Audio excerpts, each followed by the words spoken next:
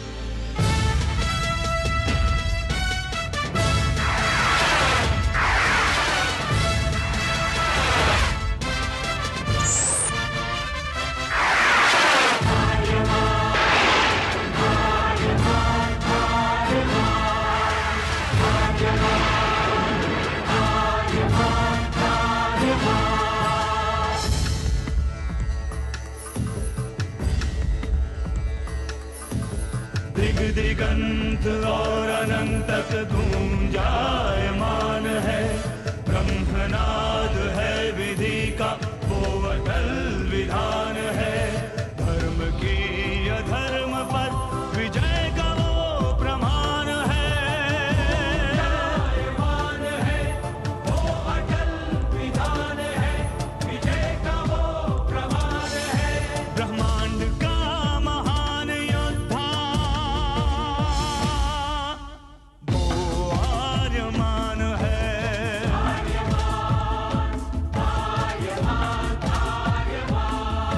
ब्रह्मांड का महान योद्धा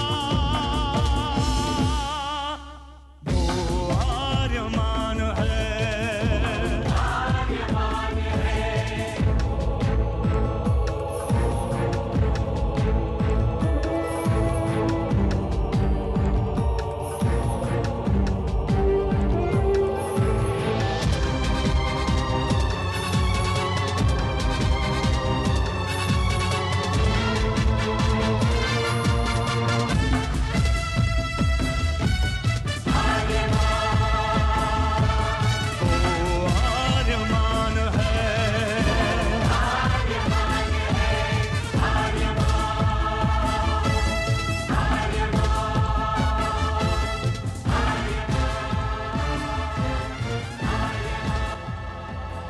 अनंत असीम ब्रह्मांड, अद्भुत, विशाल, विराट, जहां असंख्य आकाश गंगाएं प्रतिक्षण बनती रहती हैं, मिटती रहती हैं। हर आकाश गंगा में होते हैं अनगिनत तारे, अनेकों सूरज, और सूरज के साथ होता है अपना सौर मंडल, जिसमें रहते हैं अनेकों ग्रह। न जाने कितने सूरज चमके और बुझ गए, न जाने कितने तारे चमके और खो गए, न जाने कितने ग्रह, कितनी पृथ्वियां, कितनी सभ्यताएं बनी, बढ़ी और खो गई समय की इस अनंत धारा में। इन्हीं अनजानी परंतु अमर गाथाओं में से एक है महागाथा ब्रह्मांड के योद्धा आर्यमान की। बहुत समय पहले पृथ्वी से लाखों प्रकाश वर्ष दूर आर्याना आकाश गंगा में एक ग्रह था, थार।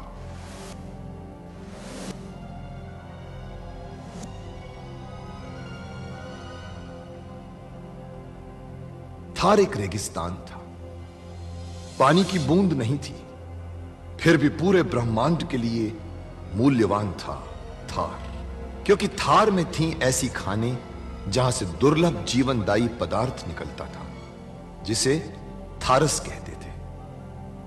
यह किसी भी ग्रह की जहरीली से जहरीली हवा को भी रासायनिक प्रक्रिया से प्राणवायु बना देता था, जीने के लायक बना देता था।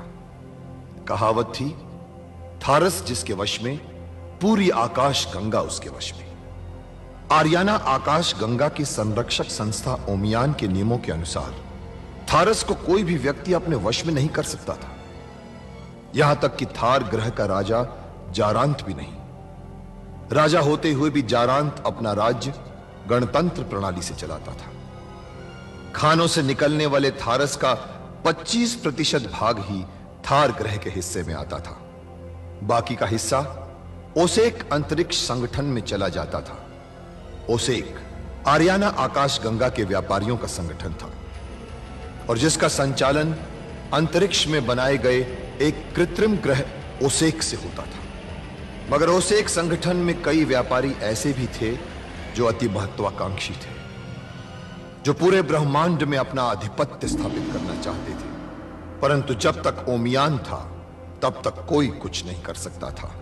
ओमियान अंतरिक्ष के लोगों की संरक्षक संस्था थी, जो अंतरिक्ष के निवासियों के हितों का पूरा ध्यान रखती थी और अपनी शांति सेना के द्वारा संपूर्ण ब्रह्मांड में शांति और व्यवस्था बनाए रखती थी। इसी ओमियान संस्था का अध्यक्ष था महान होशिंग। होशिंग जिस ग्रह पर रहता था उस ग्रह का नाम था कुरुक्षेत्र, जहां आज छिड़ी हुई है एक महाजंग।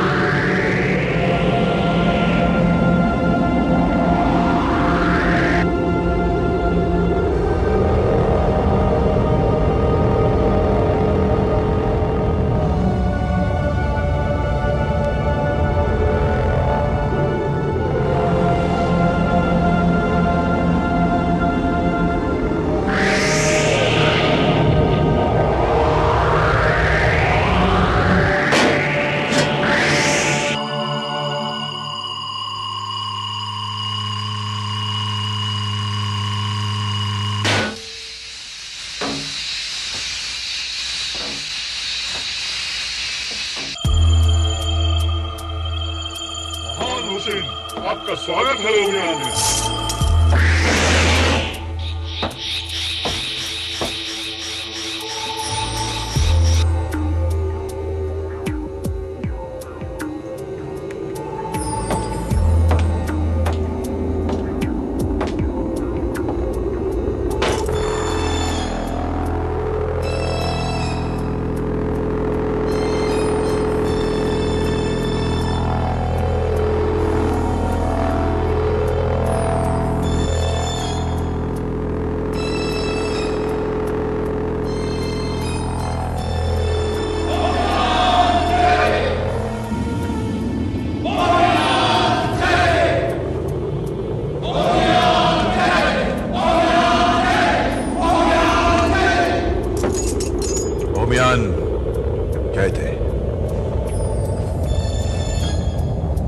ओमियान के सम्मानित सदस्य, हमें इस बात का अत्यंत खेद है कि आज हमारे सामने एक बार फिर विनाश का कारण उपस्थित हो गया है, जिससे ओमियान के अस्तित्व के समाप्त होने का भय उत्पन्न हो गया है। हमारे आरियाना आकाश गंगा के ग्रहों के सभी निवासी सदैव मेल मिलाप से रहते आए हैं। हम अपनी हर समस्या का समाधान ओमियान संविधान के अनुसार ही करते आए हैं। हमारे इस ओमियान संघ की स्थापना जीवन के मूल्यों को आधार बनाकर की गई है, ताकि ओमियान संघ इस आकाश गंगा के निवासियों के हितों की रक्षा कर सके। परंतु आज इतिहास अपने आप को फिर दोहराना चाहता है। हमारी शांति भंग होती जा रही है। हमारी आकाश गंगा पर संकट के बादल घिर आए हैं। और उस संकट का नाम है नरक।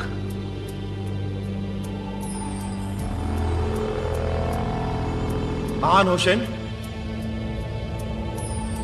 हमने तो सुना है कि नारक जोबो ग्रह के महाराज शोण की पुत्री से बलपूर्वक विवाह करना चाहता है।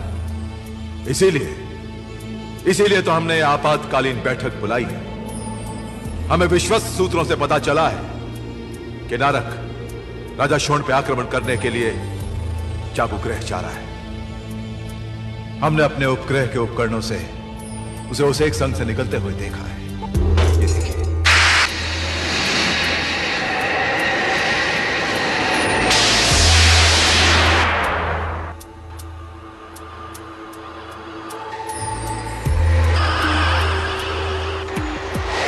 तो इस बारे में ओमियान का निर्णय क्या है महान होशेन? हमारा ओमियान संघ किसी भी समस्या का निर्णय लेकर चेतावनी दे सकता है, पर दुष्टों के इरादे और अहंकार की जय यात्रा को नहीं रोक सकता और न ही बदल सकता है भविष्यवाणियां। क्या भविष्यवाणी हो सकती है महान होशेन? भविष्यवाणी यह कहती है कि महासामंत नारक जिस रासा से विवाह करना चाहता है, उसी रासा का पुत्र उसका संहारक होगा, उसकी मृत्यु का कारण बनेगा। भविष्यवाणी यह भी कहती है कि रासा का यह पुत्र थार का मुक्तिदाता, और जिस क्षण वो जन्म लेगा उस क्षण थार में हजारों वर्षों के बाद बरसात होगी। परंतु अहंकार से घिरा हुआ मूर्ख नारक इस भविष्यवाणी को नहीं जानता और अपनी मृत्यु को जन्म देने वाली रासा से बलपूर्वक विवाह करने जाबुग्रह जा रहा है।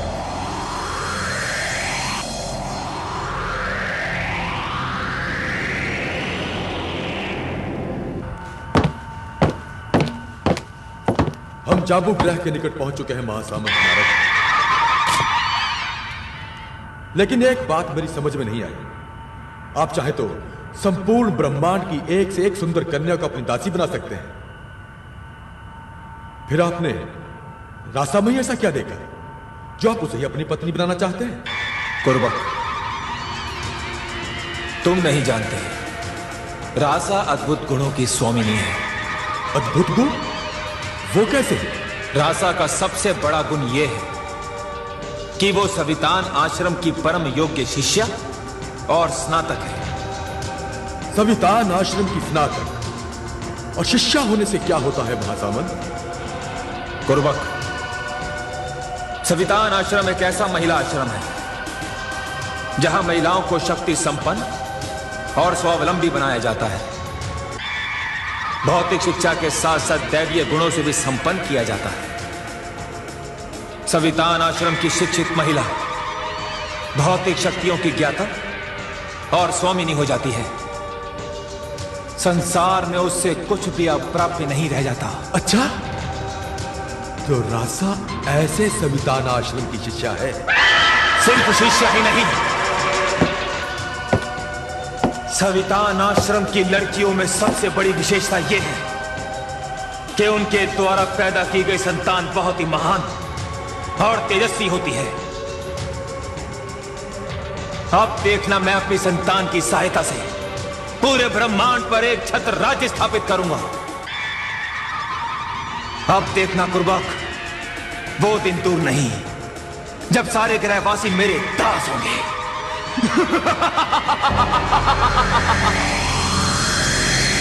जाबुग्रह के सभासदों, हमें विश्वस्त सूत्रों से पता चला है कि महासामंत नारक हम पर किसी भी क्षण आक्रमण करने वाला है। जब से नारक औसिक संघ का अध्यक्ष बना है, उसने आर्याना अंतरिक्ष के लोगों का जीना मुश्किल कर दिया है। वो छोटे मोटे राजाओं को कर्ज देकर अपनी मुट्ठी में कर लेता है और फिर धीरे धीरे उनकी सारी संपत्ति औसिक संघ में मिला लेता है। ना जाने आगे चलकर नारक की महत्वाकांक्षा क्या रूप लेती है, समझ में नहीं आता। महाराज शोण, हमें नारक के ऐसे कार्यों का विरोध करना चाहिए। जब हर कोई अपनी आवश्यकताओं की पूर्ति के लिए उसकी शरण में जाता है तो कोई उसका विरोध कैसे कर सकता है? दूसरों की मजबूरी का फायदा उठाकर उनको कमजोर करना नारक की एक चाल है, लेकिन उसकी इस चाल का कोई जवाब तो ढूंढना ही चाहिए। महाराज शोण को शीघ्र सूचित करो। महाराज शोण की जय हो।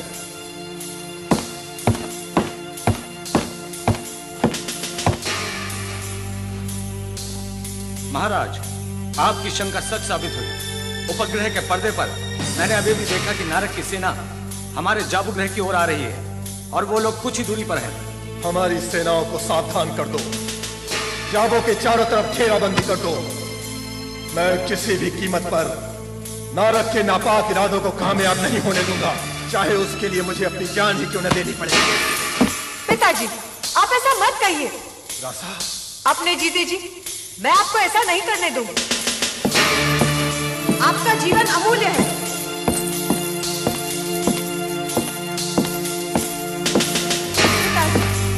नारक केवल मुझे पाने के लिए जाबू पर आक्रमण कर रहा है। मैं अपने जीते जी जाबू का विनाश नहीं होने दूंगी। मैं नारक की शादी के प्रस्ताव को स्वीकार कर लूंगी। नहीं बेटी, मैं तुझसे इतना बड़ा बलिदान नहीं। मैं जानता हूं तू भी नारक से घृणा करती है। तू ही क्या, ब्रह्मांड के सारे शांतिप्रिय लोग नारक की महत्वाकांक्षाओं से घृणा करते हैं।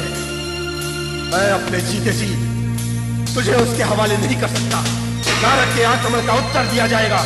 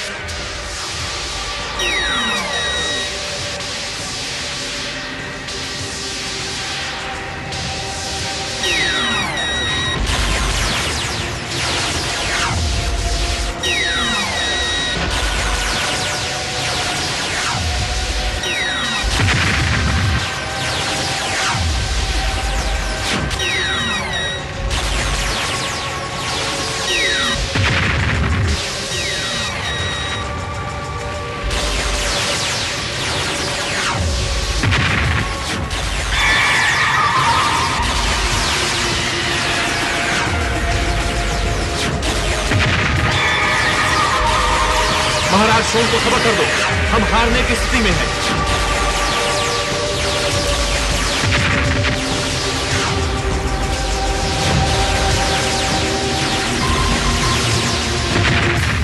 नारक ने सुरक्षा घेरा तोड़ दिया महाराज, और हम हारने की स्थिति में हैं।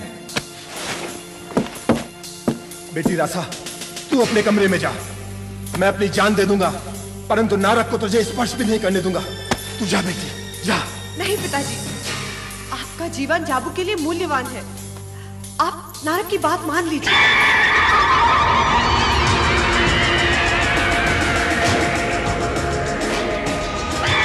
महाराज, महाराज, नारक ने अंतिम चेतावनी भेजी है। समर्पण या जाबू का सर्वनाश। सेनापति, आप नारक को संदेश भेज दीजिए। मैं तैयार हूं।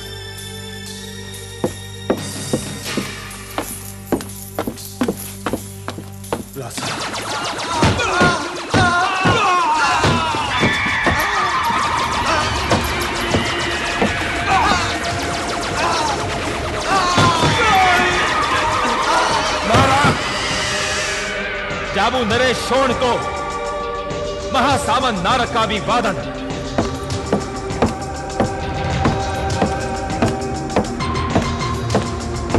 नारक, यह अन्याय है। मैं ओमियान में जाऊंगा, उनसे प्रार्थना करूंगा, वे अवश्य मेरी सहायता करेंगे।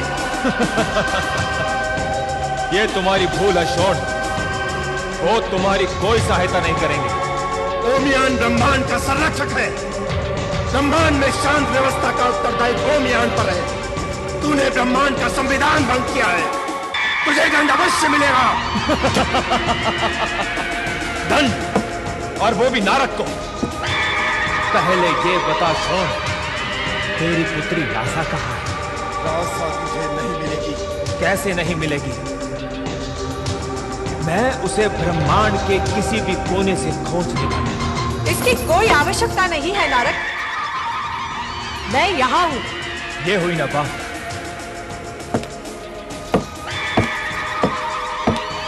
वो नहीं नारद, मैं यहाँ हूँ।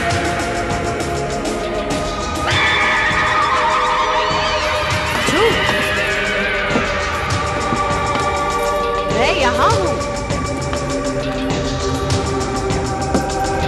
मैं यहाँ हूँ। और मैं यहाँ हूँ, वो भी नहीं, मैं यहाँ हूँ।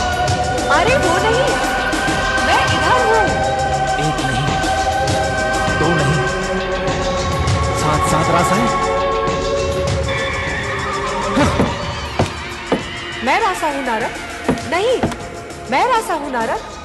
ये झूठ बोल रही है। असली रासा मैं हूँ। नहीं, असली रासा मैं हूँ। नारद, इनकी बातों में मत आना, ये मायावी है। असली रासा मैं हूँ। नहीं, मैं हूँ रासा। असली रासा तो सिर्फ एक है और वो मैं हूँ। अगर असली रासा स्वयं अपने आप को मेरे हवाले नहीं करती तो मैं सबका वध कर दूंगा, और सबसे पहले शोण का।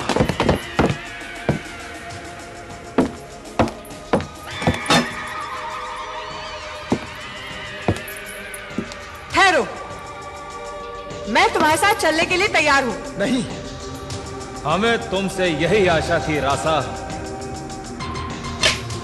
नहीं बेटी, मेरे जीते जी तुम्हें कोई हाथ भी नहीं लगा सकता।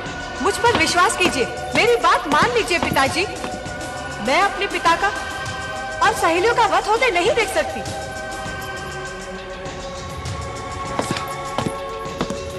चलो नारद।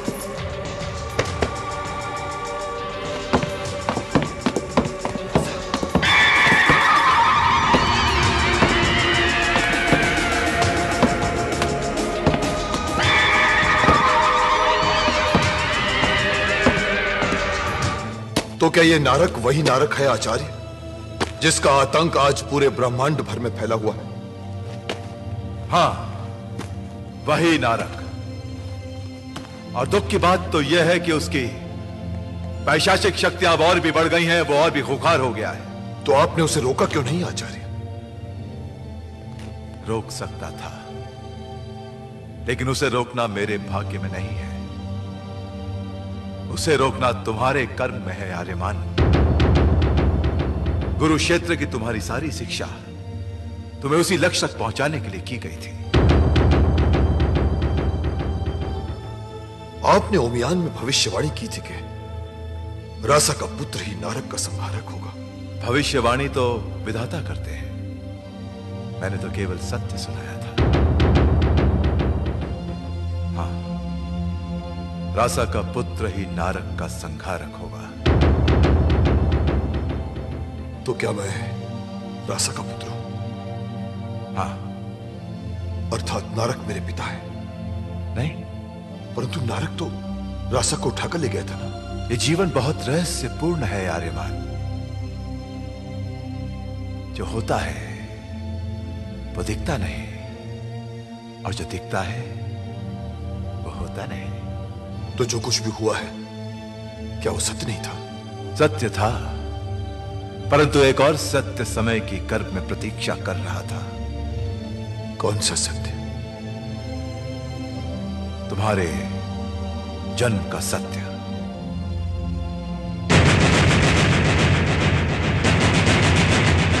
ग्रह नक्षत्र सूर्य चंद्र जिसके नेत्र कान है, ब्रह्मांड का